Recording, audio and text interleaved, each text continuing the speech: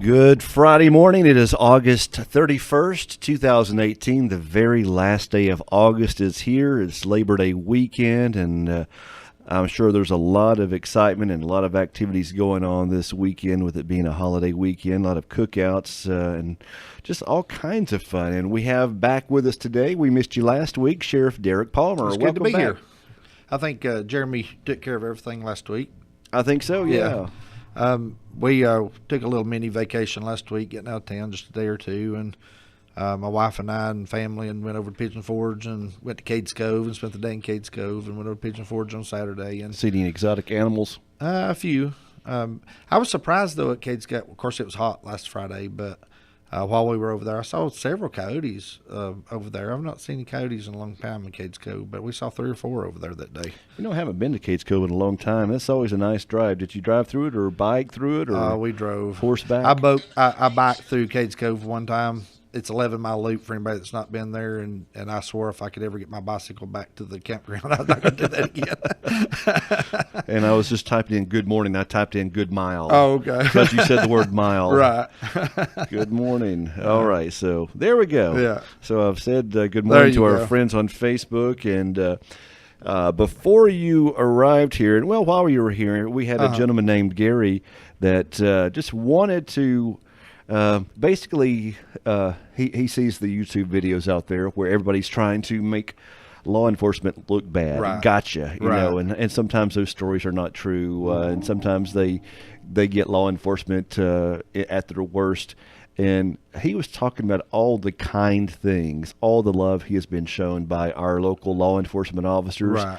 And I just wanted to put that out there. You know, not every, you know, a lot of times the media will focus on all the negativity, and they try to make law enforcement officers look bad and evil. And that's not just the case. Maybe you might get a bad apple here and there. Right. And those are the ones you seldom see on the news say, oh, this cop did something good today, or the sheriff did a great deed today, because a lot of times when law enforcement do things, they don't expect or want credit. But he was talking about all the great things that he's experienced, and he's been working with communicating back and forth with Murphy Police Department, and they've just done great things to show him kindness right. and compassion, and just something we should all do for each other. So, Gary, just want to say it's good to meet you, and I wanted just to bring that on the show this morning, that cops aren't all bad. No, they do great things to protect our community. One thing a lot of the public does not realize, especially from the sheriff's office, with it being a political office, almost every single day, at least several times a week, but almost every single day, we get some type of public records request from a news media organization or from attorneys or somebody that is trying to dig up some kind of dirt or trying to dig up something bad on the sheriff's office and on the way we do things. And so we do make mistakes from time to time, but we far more try to help our public and try to do good things than the bad things that happen out there. So we just want to put that out there that, you know, if you dig hard enough, you'll find something. But we spend our days trying to do good for our public. And sorry for laughing during that, but Jerry Cook, I'm not going to move the camera now that I see that. I see it now. Jerry Cook says, check the camera background placement, Mickey Mouse. It does look. You put the heart right behind me, right? For those heart on the radio that's not watching on Facebook, he put the WKRK logo right behind me, and it looks like Mickey Mouse ears. It really does, and I'll probably snicker a few times during the show, but I'm not going to move it. Right, that'll be fine. It'll be There's just no problem. fine. Yeah, it might get more views this way. Right, there you go. But yeah, in particular, I think Mr. Gary, when he was here earlier talking, in particular, he was talking about Murphy Police Department and all the help they have given him during his time here, and particularly Samuel Allen and the chief there. And so they work with him a lot and help him out. And also the fire chief, I think Al Evangood, he helps him out quite a bit. And one thing I want to say about Murphy Police Department is, for anybody that doesn't know, they've experienced a loss this week, and Miss Nada Pulliam passed away. And Nada was a long-time worker there at the Murphy Police Department. I think she was the secretary, if I recall correctly. I think she was the secretary for not just Mark Thigpen, but also my mind's Larry Payne was the secretary for Larry Payne, secretary for Fred Blair, and also for C.C. Howard, I think, when he was there. So we're going way back now. Going way back, and so she had been there for many years at the Murphy Police Department, and had worked there. And she had done some other jobs around and worked in the clerk's office and some different things. But she spent the majority of her career there at Murphy Police Department, and she passed away unexpectedly this week. And our condolences go out not only to her family but also the police department there. And because that was her family too. It was, and so. So we want to make sure that our condolences go out to all those folks.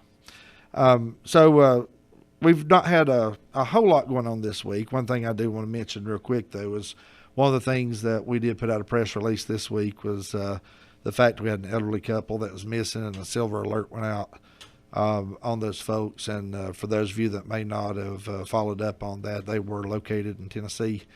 And good health. They were actually Tennessee Highway Patrolman pulled them over.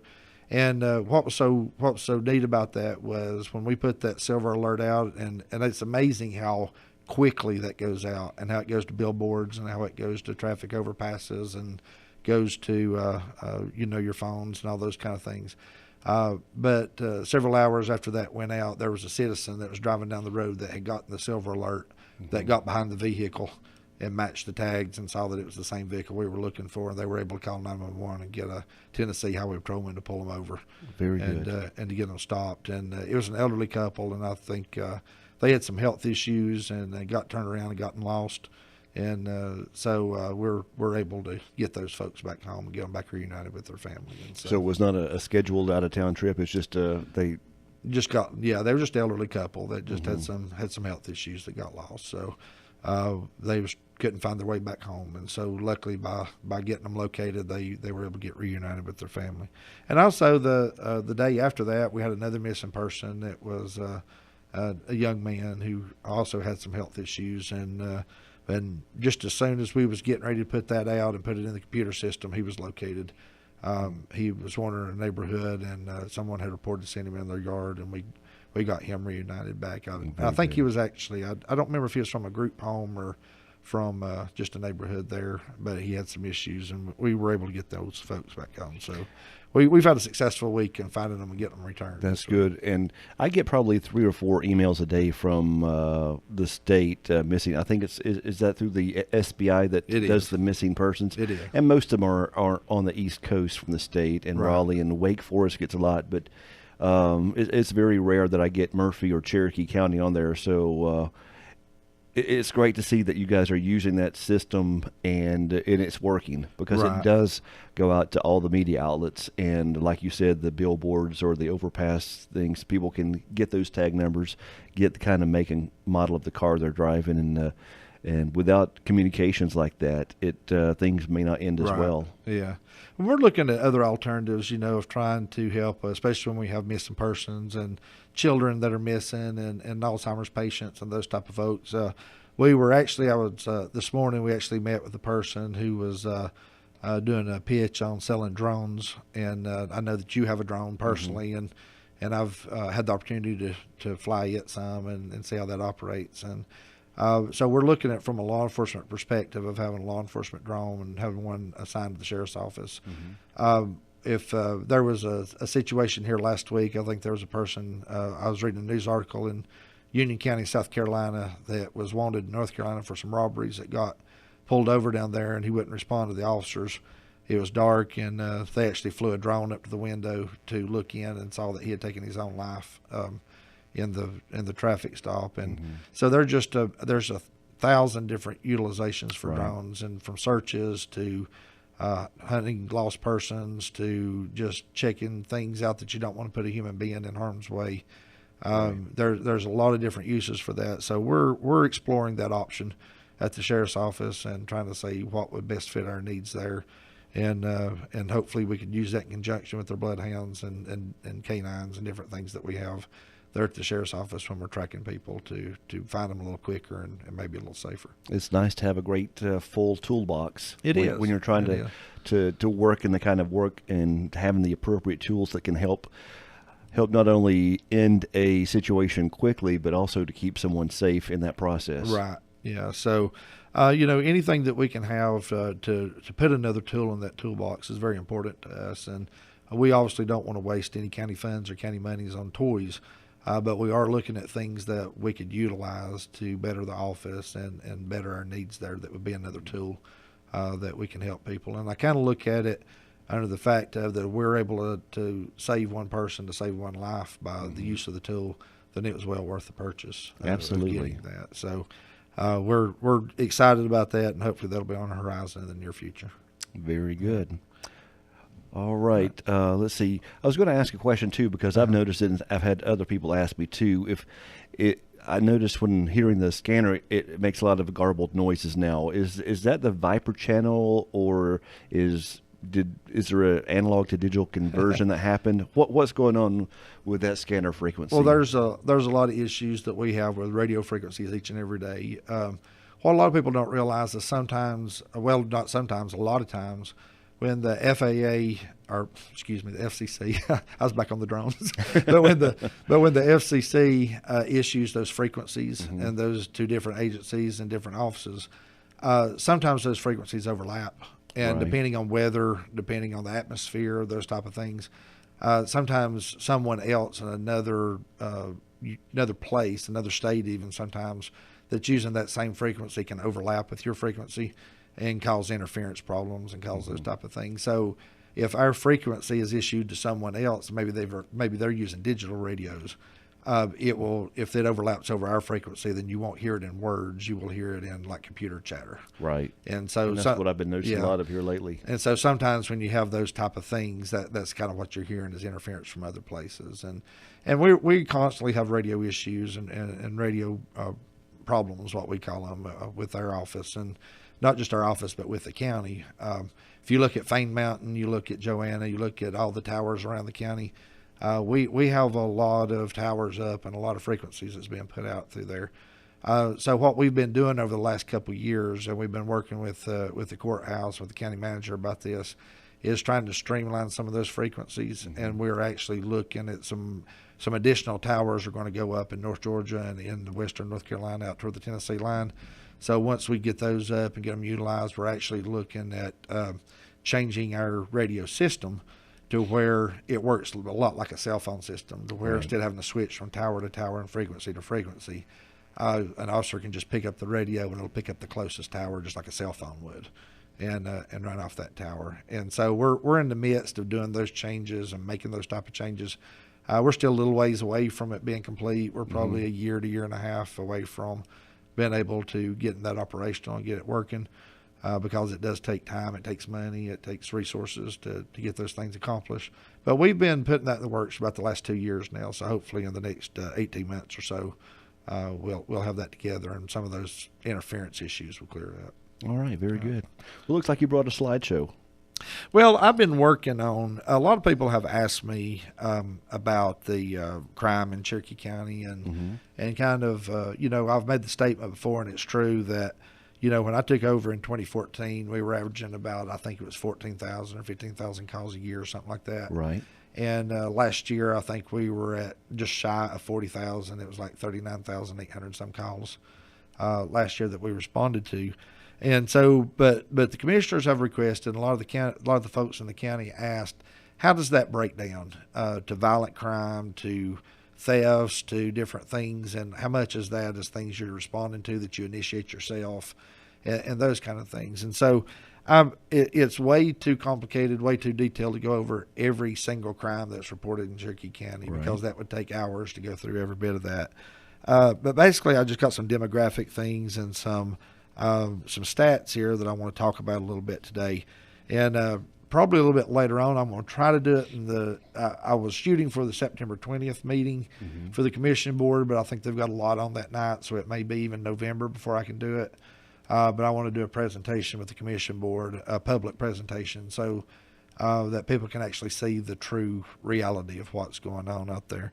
But just to let you know a little bit about our county, for those that may not know, our county, according to the Census Bureau and statistics, says that our county is 455.23 square miles. So our county is 455 miles squared. We have a population. Our last census population, which was done almost 10 years ago, was 28,087 people. We have that averages out about 61 people per square mile, and the growth rate for Cherokee County over the last several years has been about 2.4%. So we can see our growth rate at about 2.4% between census to census. And the other thing to remember about this is from the Tennessee line to Topton, one direction across the county is 54 miles across the county. So if you're at the Tennessee line and you're on the west end of the county, you drive the east end of the county, it's 54 miles across. And a lot of people don't realize our county is that long. Takes an hour to get across the county. Takes an hour to get across the county. And so people a lot of times when you think about Cherokee County, you think about Murphy, Andrews, Marble, Peachtree, March Creek, Ranger, and Hiwassee Dam, kind of. And that's about all people really think about Cherokee County. Mm-hmm. But we have hundreds of square miles and hundreds of road miles in addition to that across our county that a lot of people don't realize. I was one day going to Unaka Community Center for a meeting. I was at the sheriff's office, and I left the sheriff's office to drive to Unaka, and which the sheriff's office in Murphy is centrally located in the county. When I left the office to drive to Unaka Community Center, I didn't speed. I wasn't driving as fast as I could, but I wasn't driving slow either. I was just driving an average speed, and it took me about 35 minutes to get to Unaka Community Center. And so, a lot of people don't realize how many roads there are out there and how big the county is and how long it takes to respond to things within the county. So our county is 54 miles across. Our budget for the sheriff's office is $2.7 million is about what our year 2017 budget is. And we have grown from 2014 about 21% on the budget. Most of that has been done with vehicle maintenance, and has been done with personnel issues. And so hiring personnel, salaries, and things of that nature. So that's where the majority of that has come. But getting to the crime of that, so our budget has grown about 21%. But when you think about violent crimes, murder, for example, is the number one violent crime that you can think of, and rape comes in right with that. Depending on who you are, you could even flip flop those two if depending on the situation there. But murder in 2015 we had 3 murders.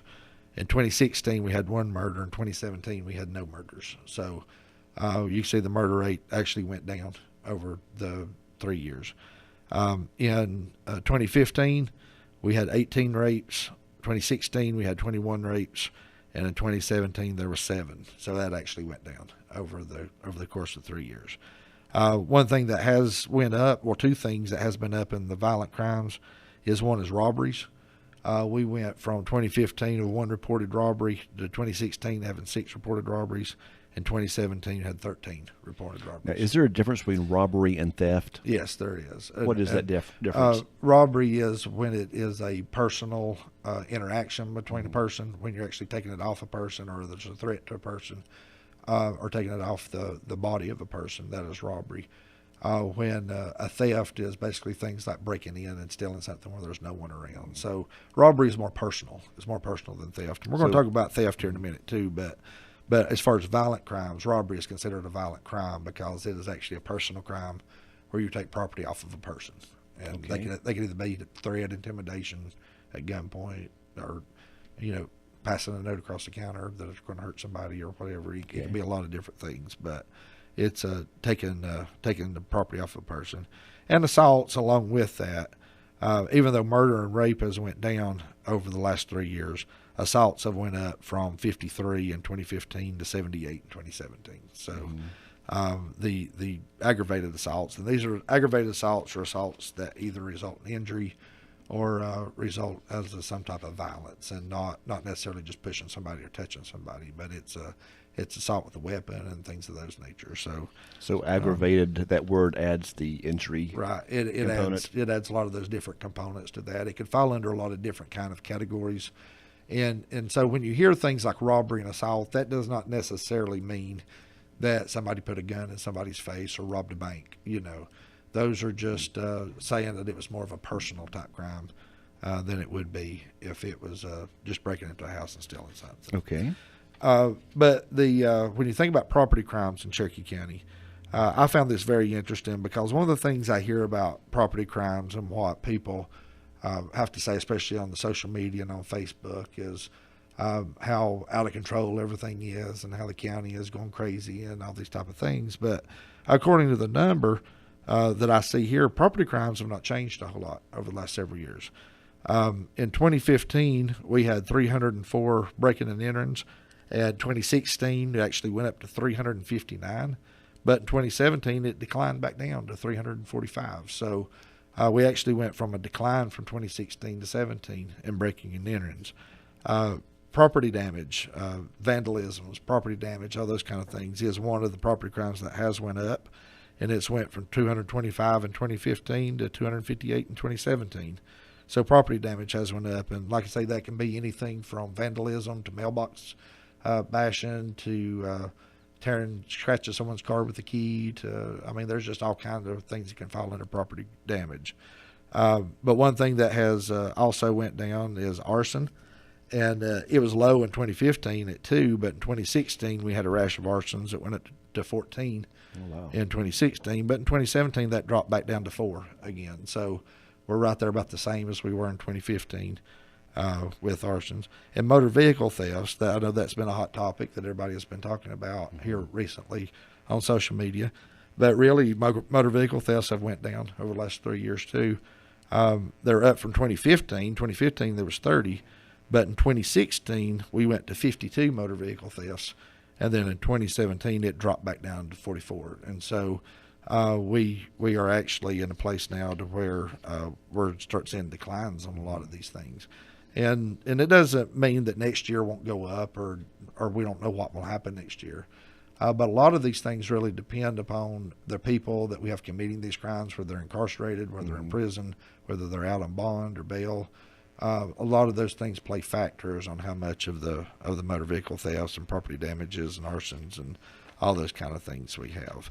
And so I just kind of wanted to share that with folks, and I'm going to be a little bit more detailed in the commission report that I do, but I just want to let everybody know out there that when I was compiling these numbers and putting these things together, there's that perception from a lot of people, and a lot of people like to be a lot of drama and be dramatic on social media as trying to say how bad and how awful things are. But really, according to the numbers and according to the statistics, things have not changed a whole lot in the last several years, and we're about the same. And that is one of the things, too, is because we have such access to information now via social media, and it's not always accurate information, but if you hear something over and over again from people, then at some point you may start to think, hey, that is real. But before we had the social media, we just had people picking up the phone and calling and talking about stuff, and it's just too easy to get opinions out now. Right, it is. And myself and the chief deputy was talking yesterday about some of these things, and I think one of the things that plays that big drastic difference in opinion right now is the social media. Before, when you had thefts and you had property damages and you had all those kind of things that's happening, whether it's drunken disorderlies or a lot of drug use and those type of things that's going on, when you had those things that was happening, if it was a major event that was newsworthy, that made the newspaper or made radio broadcast or those type of things, most of the time people didn't even know it occurred. Right. Didn't even know what happened. But now today with social media and everything being instantaneous and getting that information out very quickly, every time you have a crime, you can put that out instantly for people to see everywhere. And so now people are seeing a lot more of what's happening out there. Right. Which makes it appear that things are getting a lot worse. But in reality, it's not worse than it was before. It's just that you're getting that information quicker, and you're getting a lot more of that information than you had before. More information's right there in your face now when it wasn't before. And I was talking about social media the other night at church, and I was talking to a nice lady, and we were kind of talking about social media, and we both agreed that, back when we were growing up, we'd go to school, there's some mean kids there and some bullies and things like that. So you may have to deal with that during the school hours. Right. But now because of social media, those kids are now in your home with you, at night, 24 hours. Right. the mean kids wouldn't pick up the phone and call your landline and say, I want to be mean to your kid or whatever. Right. Like, but now on social media, if they're friends or even if they're not friends, they can still bully at home Right. using those social media accounts or just try to hurt people that way. Well, the other thing that's very interesting about social media too, and you hear a lot of psychologists talk about it. You hear a lot of counselors and different people talk about this thing with social media. People, for the most part, I know there's some exceptions out there. Mm-hmm. There are some people that their whole entire lives are on social media, but for the most part, people don't post all the bad things that's going on in their life and all the bad days and all the things that's going on. You see them post their vacation pictures and the good things that's happening and people that's graduating and all the good things that's kind of going on in their life. But the problem with that is for people who live on social media, it brings an appearance that everybody else is living a better life than I'm living, and that everybody else's life is perfect and mine isn't. And so that brings a lot of psychological issues and a lot of different things in with that. And I think a lot of times with the crime and the different things that's going on in law enforcement, those are the same way. You talked about law enforcement doing good things, and you talked about law enforcement helping people out there. Very rarely do you see a highway patrolman or a deputy sheriff on the side of the road or a city police officer that's out helping someone, changing a tire, doing those kind of things. You very rarely see someone snap a picture of that, put it on Facebook and say, OMG, look what this officer's doing, and it get 1,000 responses, But if you have that same officer that has in a fight with someone or has wound up having to hit somebody and that gets posted on social media, then all of a sudden it gets put out, and then you have all these thousands of responses as to what that officer's doing. And so we don't have a whole lot in the law enforcement world and in the crime world of people posting positive things and posting good things and posting what officers are doing and posting the good things in law enforcement and how they're helping the communities. We don't get a whole lot of that on social media. But any mistake or anything you do in law enforcement gets posted on social media, and everybody wants to talk about it and comment on it. And that's just kind of the world that we live in with social media these days. I said before, almost every single day we get a public records request from someone, and I tell you, we have news organizations that are out there that are just searching, digging to find something that you've done wrong, just Right. trying to find something that you can print, and they're always asking for emails and asking for this happened and that happened and report on this and why this officer did that. And even attorneys are doing that, trying to find something to sue us for, trying to find something to sue the county for, trying to find something to sue our office for, almost on a daily basis. And these people doesn't necessarily have the best interest of the community at heart, but they have the best interest for their pocketbook at heart and the best Right. interest for their news organization at heart. So we have to be very mindful of that when you see and you hear those press releases and things that are put out. David Brown posted something on Facebook yesterday, I think it was, about the media's not your enemy or something of that nature. And I do agree with that. I think that we live in a world where, that I do believe in the First Amendment just like I did the Second Amendment. Right. And I believe that, if there's things that are wrong and people are doing things and there's things out there that needs to be reported, I'm all for the media and report what you need to report. But unfortunately, not all news organizations are that reputable. Right. And there are news organizations out there that are gotcha media, that are organizations that are just looking to tear you down and looking to tear our office down and the communities down. And it's not just here, but it's all across the state and all across our nation. And we get emails almost on a daily basis also from the Sheriff's Association and people around the other sheriffs around the state about these news organizations are calling about this, they're searching for that, and what do we do here because is this covered under public records or is this not? And they're wanting this information and that information. And so we constantly have to be on top of that and try to figure out what we can say and what we can't say. And if we say the wrong thing, then we have some attorney there that's going to sue us because we said the wrong thing, Right. And so it's a very tedious balancing game that we have to play in law enforcement. It is true. I noticed he got quite a bit of response to that post, and I don't have a lot of faith in any of our 24-hour cable news channels, Right. whether it be left or right. Right. They're all pushing their agenda Yeah. instead of actually trying to find fair Right. fair news and just report the truth. Right. But I know tons of people love Fox News, tons of people love CNN, MS, but it's an agenda. It is. And I can't really sit there and watch either one of them continuously because at some point it starts sinking in too Right. deeply into my brain. So, And I think what bothers me the most, if there's, about the media and different things, is not just media, but like I say, attorneys and different people, is the fact of, that every day I go in, myself personally, go in with the purpose of trying to do the best job I can do and do it the best way I know how to do it and help my community the best I can. But I constantly feel like that there are people and organizations out there that are trying to not feel that way, that are trying to crash you if you can, or trying to tear you down if they can, or trying to do these things. And if media were just there to get the information and print the truth and those type of things, it wouldn't bother me a bit. You can have everything we have, and it wouldn't bother me.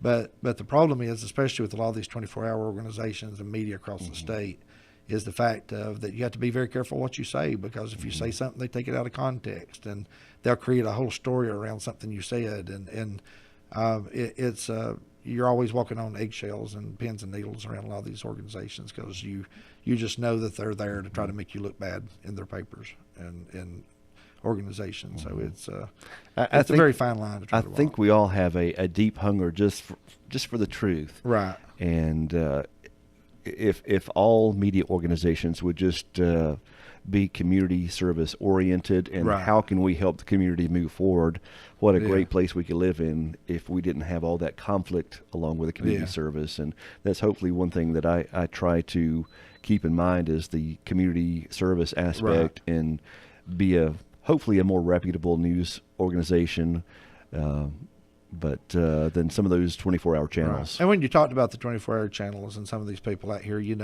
people are the same way personally. You have people that are very polarized in their thinking, and they're thinking absolutes. And so when you come to law enforcement, you have attorneys, you have news organizations, you have people personally that think in absolutes. Either all law enforcement is good or all law enforcement is bad. And you have those people that doesn't think logically through things, that a lot of times it's either an absolute, either all police are good or all police is bad. And so even with attorneys and with news organizations, sometimes you have those folks that thinks that all law enforcement's bad, all detention centers are bad, all police departments are bad, and so therefore it's my mission in life to expose it, you Right. know. And so that's kind of what they go out, is for that gotcha news, that gotcha lawsuits, those things, to expose corruption, expose all the bad things, expose everything that's going on out there.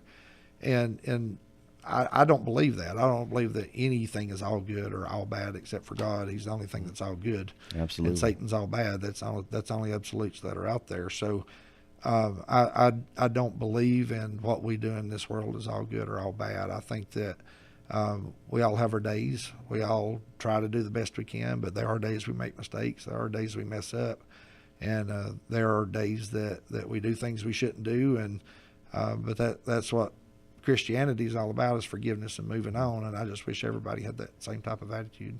I was encouraged yesterday when I saw a post I was tagged in on Twitter. I'd never checked Twitter. I'm a Facebook person, but I was tagging a post yesterday, and it was local leaders, business leaders, and leaders of a town. And the picture was from a very, very strong Democrat who's been, in the Democratic Party and led the party here locally.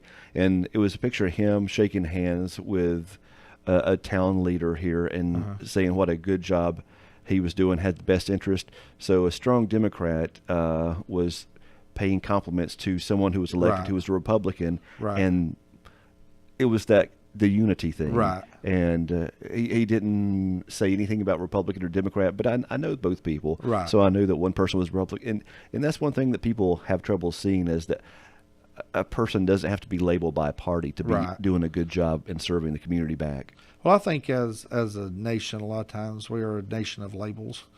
I think we label through party lines, we label through skin color, we label through political affiliations or religious affiliations. We label through a lot of different things, through rich or poor, through the jobs we have or cars we drive or whatever it may be. And I think that there has got to be a happy medium in there somewhere that we accept everybody, and doesn't mean that we agree with everybody. Doesn't mean Absolutely. It doesn't mean that we condone what everybody's doing. It doesn't mean that we just kind of walk through life blindly. But I think we also have to be in the mindset of this life is too short to live in a world of hate, and we have to look at our brothers and sisters that are out there and look at the positive and the good things in everybody. Sometimes memes on Facebook make so much sense. I saw one this past week that I was going to recycle. It says, you don't have to agree with someone on anything to show them kindness and respect. And that's true. We don't have to agree with them to be kind to them, but sometimes we do become so polarized that we forget to show kindness.